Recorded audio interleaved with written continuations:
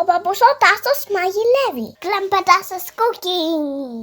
Σήμερα παππούς θα φτιάξει το ζαμόπιτα γαλαντζή με απειλόφυλλα. Γεια σας φίλοι μου καλοί.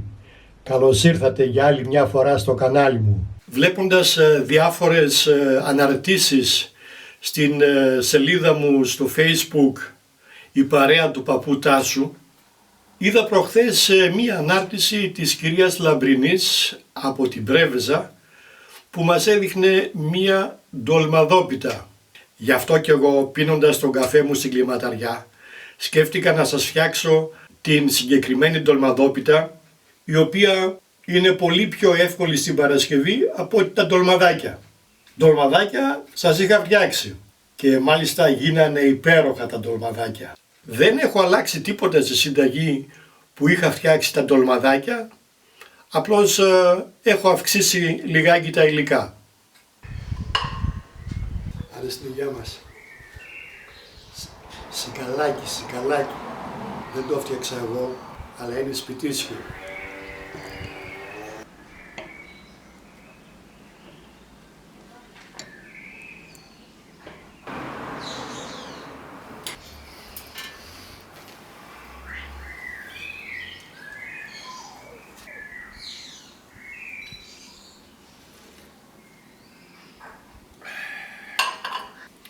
Όπως είδα εδώ τα φύλλα, φρέσκα και τρυφερά, σκέφτηκα να τα αξιοποιήσω. Επειδή τώρα είναι η εποχή τους και επειδή είναι ένα φανταστικό φαγητό, ό,τι έχει σχέση με τα αμπελόφυλλα, θα σας φτιάξω, όσο είναι η εποχή τους, μερικές συνταγές με αυτά. Αφού πιούμε το καφεδάκι και φάμε το γλυκάκι, θα αρχίσουμε να τα μαζεύουμε. Πολύ ωραίο το σικαλάκι.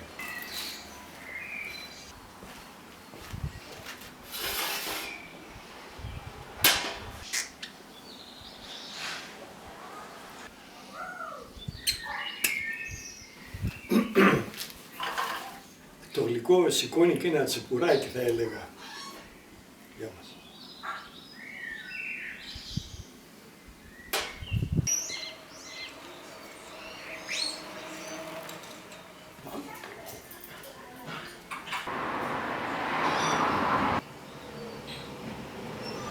Αμπελόφυλλα έχουμε μπόλικα και ακόμη είμαστε στην αρχή. Θα φουντώσει όλος ο φράχτης. Θα μαζέψουμε ωραία και τρυφερά φύλλα.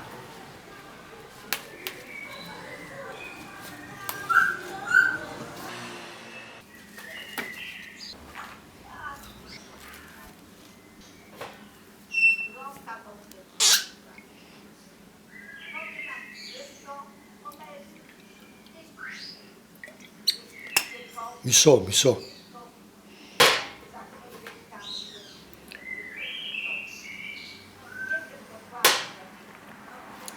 Για πάμε να δούμε τι θα φτιάξουμε σήμερα. Έχω μαζέψει αμπελόφυλλα, είναι εδώ γύρω σε 120 κομμάτια. Όπως σας είπα, η συνταγή είναι η ίδια με τα ντολμαδάκια, τα σμπιρνέικα που είχα φτιάξει. Απλώς έχω βάλει περισσότερα υλικά. Παραδείγματος χάρη περισσότερο κρεμμύδι και περισσότερα κρεμμυδάκια φρέσκα. Κρεμμύδι ξερό, κρεμμυδάκι φρέσκο, ελαιόλαδο, λεμόνι ξύσμα και χυμό, άνηθο, δυόσμο, μαϊντανό, λίγο λευκό κρασί για να σβήσω τα λαχανικά, κουκουναρόσπορο αν θέλετε, αν δεν θέλετε μη βάζετε. Μένα μ' αρέσει ο κουκουναρόσπορος, δίνει μια ιδιαίτερη γεύση. Ρύζι φυσικά, μακρύκοκο, καρολίνα, το οποίο το πλένουμε πάρα πολύ καλά κάτω από τρεχούμενο νερό πριν το χρησιμοποιήσουμε. Προαιρετικά μπορούμε να βάλουμε και 1-2 σκελίδες σκόρδο. Δεν είναι απαραίτητο. Αλάτι και πιπέρι φυσικά. Λέω να ξεκινήσουμε. Θα ρίξουμε τα φύλλα μέσα σε ένα ταψί. Και κάτι ακόμη. Όσο πιο γυαλιστερά είναι τα φύλλα όταν τα κόβετε, τόσο πιο τρυφερά είναι. Φυσικά είναι και μικρότερα, αλλά εντάξει. Αυτή την εποχή είναι πάρα πολύ τρυφερά τα φύλλα. Δεν έχουν προλάβει ακόμη να σκληρύνουν. Είναι η κατάλληλη εποχή να τα αποθηκεύσετε. Έχω βράσει νερό στο βραστήρα. Θα ρίξω μέσα και το χυμό από ένα λεμόνι και όπως είναι τώρα θα περιχύσω τα αμπελόφυλλα να τα ζεματίσω.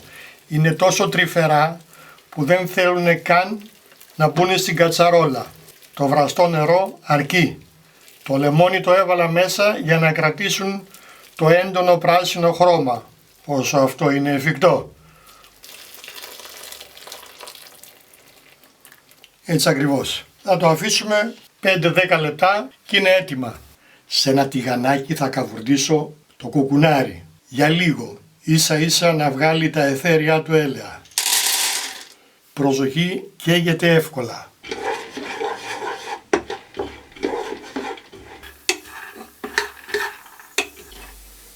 Το κατεβάζω.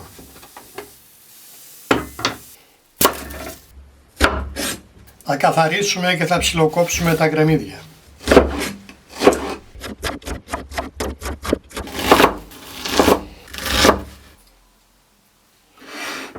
Θα ψιλοκόψουμε φυσικά και τα κρεμμυδάκια, μπόλικα,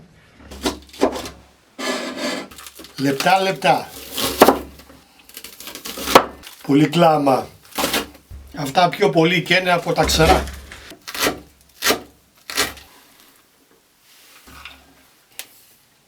Θα ψιλοκόψουμε όλα τα μυρωδικά, το μαϊντανό, τον άνηθο, το δυόσμο. Ό,τι δεν σας αρέσει δεν το βάζετε. Εγώ λίγο σκορδάκι θα το βάλω. Είναι και φρέσκο. Άμα είναι φρέσκο καθαρίζει και εύκολα. Θα πάρουμε το ξύσμα από ένα ακέρωτο λεμόνι. Τα υλικά της συνταγής και κάθε συνταγής θα τα βρίσκετε στην ιστοσελίδα μου papoustassos.com με λατινικούς χαρακτήρες. Το λεμόνι που ξύσαμε θα πάρουμε και το χυμό του. Θα ψιλοκόψουμε και 2 λεμόνια ακέρωτα σε πολύ λεπτές φετούλες.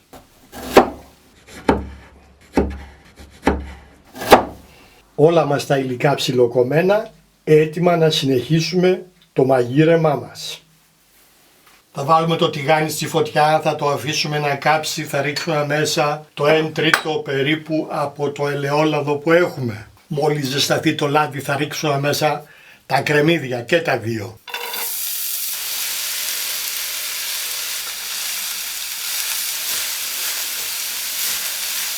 Αφού προσθέσουμε και το σκορδάκι, θα τα αφήσουμε να μαραθούν για κάνα 10 λεπτό. Θα χαμηλώσουμε και τη φωτιά.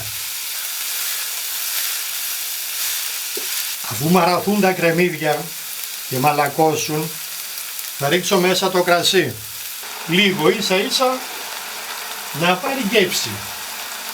Αφού έχει εξαρμιστεί το αλκοόλ από το κρασί, θα προσθέσουμε μέσα το ρύζι, το οποίο έχει στραγγίσει τώρα στο διάστημα αυτό. Θα το τσιγαρίσουμε γι' αυτό για λίγη ώρα, κάνα 5 λεπτό το πολύ. Στη συνέχεια θα προσθέσουμε όλα μας τα μυρωδικά. Επίσης το κουκουνάρι,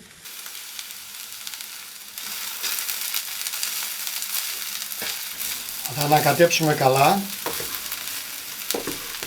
Στη συνέχεια θα προσθέσουμε ένα ποτήρι ζεστό νερό, περίπου το μισό από το νερό της συνταγής.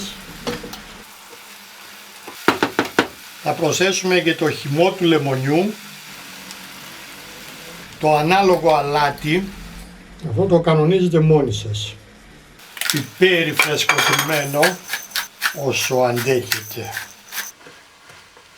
Θα το σκεπάσουμε με το καπάκι, θα κλείσουμε τη φωτιά και θα το αφήσουμε τώρα εδώ όπως είναι να μισοκριώσει. Είναι χλιαρό το ρύζι, έχει ρουφήξει τα πρώτα του υγρά, έχει μισομαλακώσει, έτσι το θέλουμε.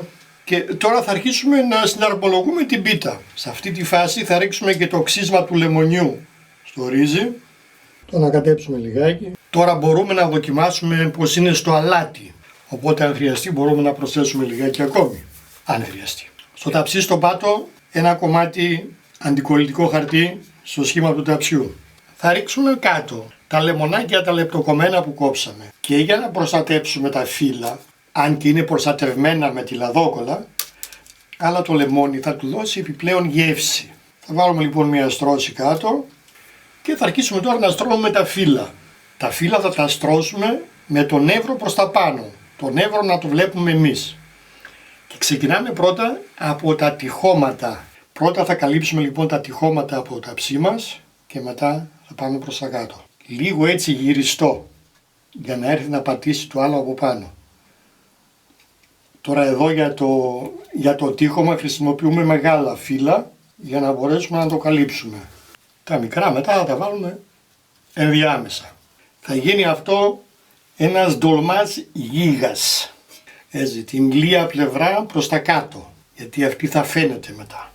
Είναι τόσο τρυφερά τα φύλλα που και καθόλου να μην τα ζεμάτιζα, μια χαρά θα ήτανε. Αλλά εντάξει, τώρα μπορεί να υπάρχει κανένα ζωήφιο. Εάν δεν έχετε ή αν δεν μπορείτε να βρείτε φρέσκα αμπελόφυλλα, θα βάλετε κονσέρβα. Θα χρειαστεί μάλλον να τα ξαναζεματίσετε γιατί συνήθως είναι σκληρά. Έτσι να πατάει καλά το ένα φύλλο πάνω στο άλλο για να μην μας ανοίξει μετά. Εκεί που είναι οι ραφές θα βάλω ακόμη ένα για να μην μας ανοίξει. Γιατί είναι κρίμα να κάνουμε τόσο κόπο και μετά να μας βγει ανοιχτό. Αφού λοιπόν καλύψαμε το στεφάνι περιμετρικά, θα καλύψουμε τώρα και τον πάτο. 2 σειρές φύλλα. Πρώτη στρώση φύλλα έτοιμη και τώρα θα βάλουμε εδώ τη μισή την γέμιση. Ντολμαδάρα γιαλαντζή.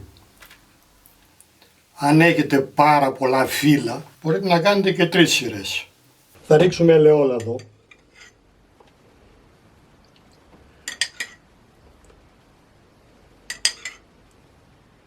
Φύλλα.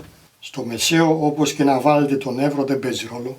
Εδώ στη μέση φτάνει και μία σειρά αμπελόφυλλα. Δεν χρειάζεται 2, μόνο κάτω και πάνω θα βάλουμε 2.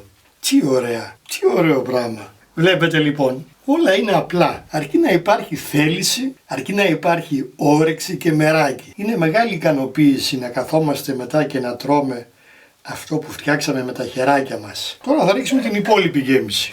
Πάρα πολύ απλά.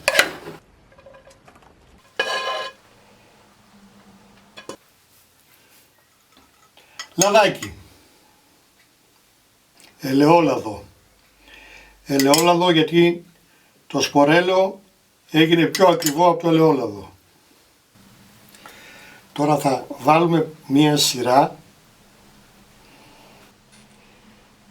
Αφού στρώσαμε την πρώτη σειρά, πάμε για τη δεύτερη. Έτοιμη και η δεύτερη σειρά και είμαστε μια χαρά. Εδώ φυσικά έβαλα τη γυαλιστερή πλευρά επάνω γιατί αυτή θα φαίνεται. Τώρα θα γυρίσουμε το στεφάνι προς τα μέσα.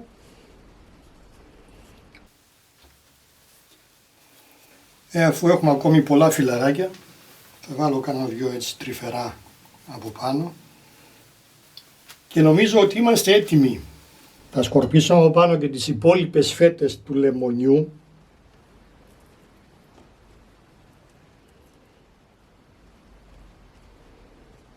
Μια χαρά. Θα ρίξουμε το υπόλοιπο ελαιόλαδο.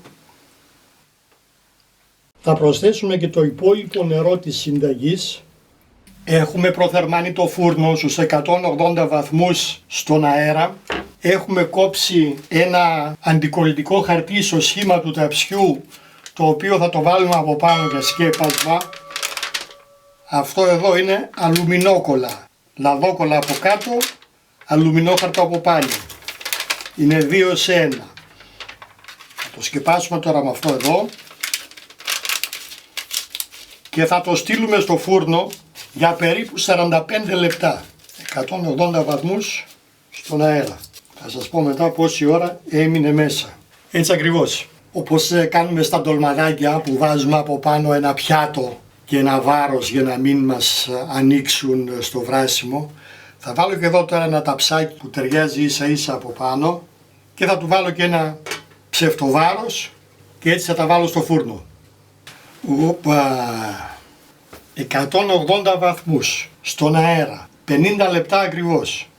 Έχω την εντύπωση ότι πρέπει τουλάχιστον κανένα μισάωρο να περιμένουμε για να δέσει λίγο. Ότι ψήθηκε, το είναι σίγουρο.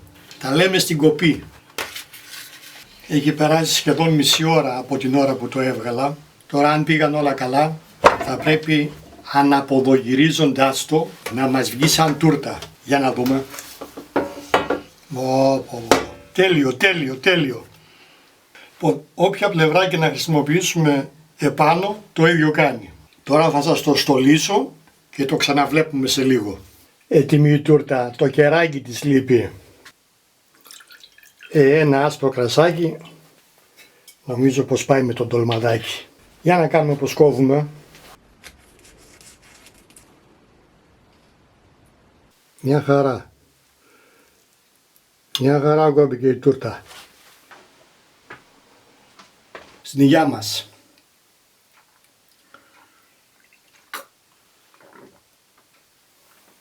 Λοιπόν, ήρθε και έγινε ακριβώς όπως πρέπει. Σπυρωτό το ρύζι. Τα λεμόνια του δώσανε άλλη χάρη και αυτό θα φανεί και στη γεύση.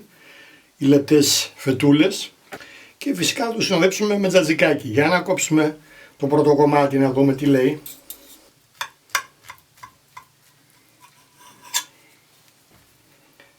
Είναι ακόμη ζεστό. Έκοψα μεγάλο κομμάτι και για να δω το αποτέλεσμα θα το δοκιμάσω σκέτο, χωρίς τζατζίκι. Για πάμε.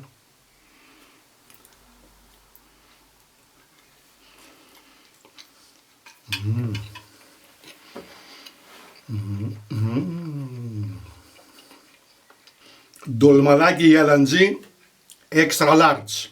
Αυτός είναι ντολμάς. Χορταστικός, νοστιμότατος, με όλες τις ευωδίες των μυρωδικών. Έχει μείνει και πάνω από μισή ώρα. Έχουν δέσει οι γεύσεις και τα αρώματα. Τώρα νομίζω ότι θα βάλουμε και λίγο τζατζίκι.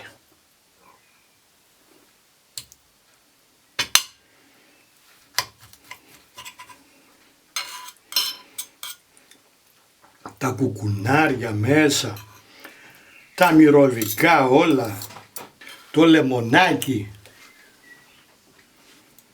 το λεπτοκομμένο λεμονάκι όπως έχει ψηθεί του δίνει ένα ξεχωριστό άρωμα και μια ξεχωριστή γεύση, γιατί έχει πάνω και τη φλούδα. Φυσικά έχει συντελέσει και το ξύσμα του λεμονιού που βάλαμε. Για μένα είναι αρκετά ξινό, φυσικά όποιος θέλει μπορεί να βάλει επιπλέον λεμόνι. Τέλεια πίτα.